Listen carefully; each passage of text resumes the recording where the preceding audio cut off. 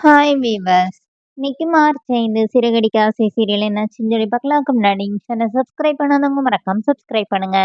இன்னைக்கு என்ன அப்படின்னு சொல்லி பார்த்தீங்கன்னா, மீனா நேரா இங்க வந்து செல்வத்துக்கிட்ட வந்து கேட்குறாங்க. என்ன நடந்துச்சு? நீங்க கூட என்கிட்ட உண்மையே சொல்லாம போயிட்டீங்கல்ல அப்படின்னோடனே, இப்போ செல்வம் என்ன நினைக்கிறாருன்னா, இவளுக்கு என்ன உண்மை தெரிஞ்சுச்சுன்னு தெரியலையே அப்படின்னு சொல்லிட்டு, இல்லம்மா நீங்க மொத்தம் அந்த சிசிடிவி வீடியோ பார்த்துட்டோன்னே, இங்க பாருங்கண்ணே எதுவும் சொல்லி சமாளிக்காதீங்க. சிட்டிக்கு அவருக்கு என்ன பிரச்சனை? எதுக்காண்டி அவர் வந்து ஆட்டோ ஓட்டிட்டு இருக்காருன்னோனே, ஓ இதுதான் தெரியுமான்னு சொல்லிட்டு, அப்புறமா செல்வம் வந்து அவங்க ச சத்யா பத்தின உண்மைய மட்டும் மறைச்சுட்டு, மத்ததெல்லாம் சொல்றாரு. இப்ப நேரா மீனா சிட்டி கிட்ட போறாங்க. என்ன சிட்டி என்ன நினைச்சிட்டு இருக்கனோனே, மீனாக்கா வாங்கனோனே, "ஏய் நீ மாடு மாரி வளர்ந்துருக்க, என்னைய அக்கான்னு கூப்பிடுற அறிவில்ல?" அப்படின்னு சொல்லிட்டு மீனா வந்து ரொம்ப திட்டுறாங்க. "உனக்கு எவ்வளோ தைரியம் தான் என் புருஷனே உனக்கு கால்ல விழுந்து மன்னிப்பு கேட்க சொல்லியிருப்ப. அவர பத்தி நீ என்ன நினைச்ச?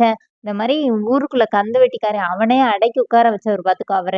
அவர்கிட்ட நீ வாலாட்டிட்டு இருக்கிறியா?" அப்படின்னு சொல்லிட்டு நல்லா திட்டிட்டு, "இனிமே அவர் வழியில வந்த நானே உன்ன வந்து செருப்பால அடிப்பேன் பார்த்துக்கோ" அப்படின்னு சொல்லிட்டு மீனா வந்துடுறாங்க.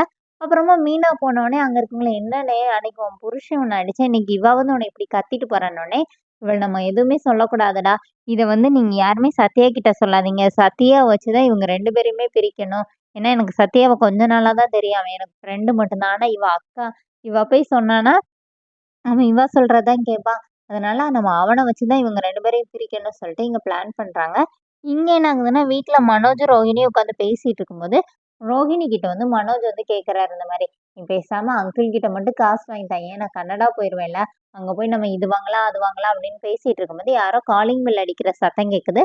போய் பார்த்தா மனோஜ் வந்து ஒருத்தர்கிட்ட வட்டி காசு வாங்கியிருப்பார்ல, அவரோட பார்க் மேட். அவர் வர்றாரு.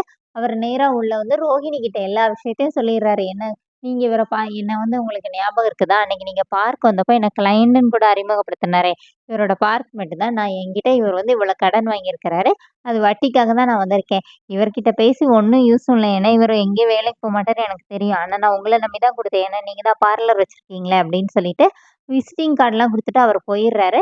இப்ப அவர் போனோனே மனோஜ் வந்து, "எப்பா எப்படியோ போயிட்டான். ஏதோ பெரியவன் பத்தியா எவ்வளோ சாஃப்ட்டா பேசிட்டு போறான்னோனே, அவன் உனக்கு சாஃப்ட்டா பேசிட்டு போறானா? அவன் எப்படி மிரட்டிட்டு போறான்? உனக்குன்னா அறிவே இல்லையா?" அப்படி சொல்லிட்டு ரோஹிணி வந்து ரொம்ப கோவமா மனோஜ திட்டுறாங்க.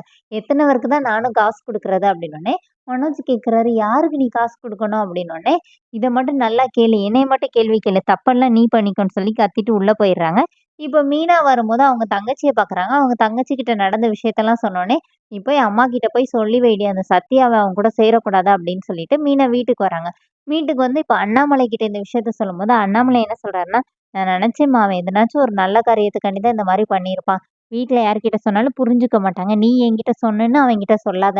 ஆனா இதுக்கு பின்னாடி ஏதோ ஒரு காரணம் இருக்கு" அப்படிங்கிற மாரி அவங்க அண்ணாமலை நினைக்கிறாரு.